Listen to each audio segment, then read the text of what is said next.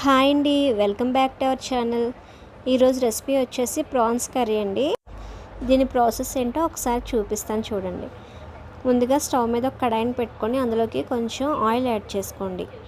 Oil heat అయిన తర్వాత మనం బాగా కడిగి పెట్టుకున్న రొయ్యల్ని ఇందులోకి వేసుకోవాలండి.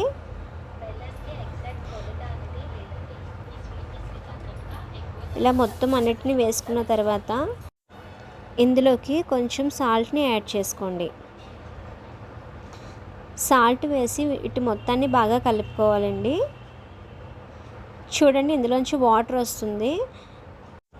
ఈ వాటర్ మొత్తం అయిపోయే వరకు అలా వేయించుకోవాలండి. చూడండి, ఈ విధంగా వాటర్ అంతా అయిపోవాలండి. ఇప్పుడు ఇందులోకి 1 టీ స్పూన్ కారం వేసుకోండి. కారం వేసి మొత్తాన్ని ఒకసారి బాగా కలుపుకోవాలండి.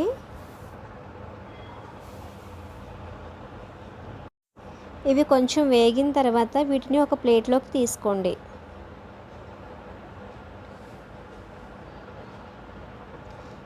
ఇప్పుడు అదే కడాయిలో కొంచెం ఆయిల్ యాడ్ చేసుకొని మనం కట్ చేసి పెట్టుకున్న ఉల్లిపాయ ముక్కలను వేసుకోవాలండి.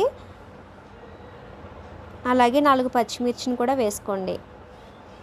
మీడియం సైజ్ టమాటా ఒకటి తీసుకున్నానండి. వాటిని కూడా ఇలా చిన్న ముక్కలుగా కట్ చేసి పెట్టుకొని వేసుకోండి.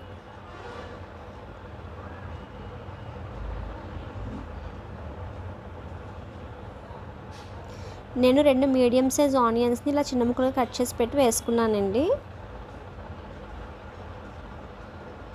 ఇలా మొత్తం అంతటిని ఒకసారి బాగా కలుపుకోండి. చూడండి, ఈ విధంగా కంప్లీట్గా వేగిపోయిన తర్వాత ఇప్పుడు ఇందులోకి 2 టీ స్పూన్స్ కారం యాడ్ చేసుకోండి.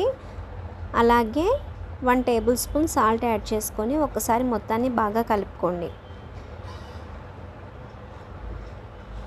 ఇప్పుడు ఇందులోకి 1 టేబుల్ స్పూన్ అల్లం వెల్లుల్లి పేస్ట్ని యాడ్ చేసి మొత్తం అంతటిని ఒకసారి బాగా కలుపుకోండి. అల్లం వెల్లుల్లి పేస్ట్ వేగిన తర్వాత మనం పక్కకు తీసి పెట్టుకున్న రొయ్యల్ని ఇందులోకి వేసుకోవాలండి.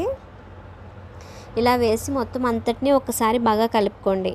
ఇప్పుడు దీనిపైన ఒక మూత పెట్టేసి ఒక 5 మినిట్స్ పాటు అలా వదిలేసేయండి. 5 మినిట్స్ తర్వాత తీసి చూడండి, ఆయిల్ పైకి తేలింది కదా. ఇలా ఈ విధంగా ఆయిల్ పైకి తేలిన తర్వాత ఒక్కసారి దీన్ని బాగా కలుపుకొని ఇందులోకి మనం కట్ చేసి పెట్టుకున్న కొత్తిమీరని వేసుకోవాలండి.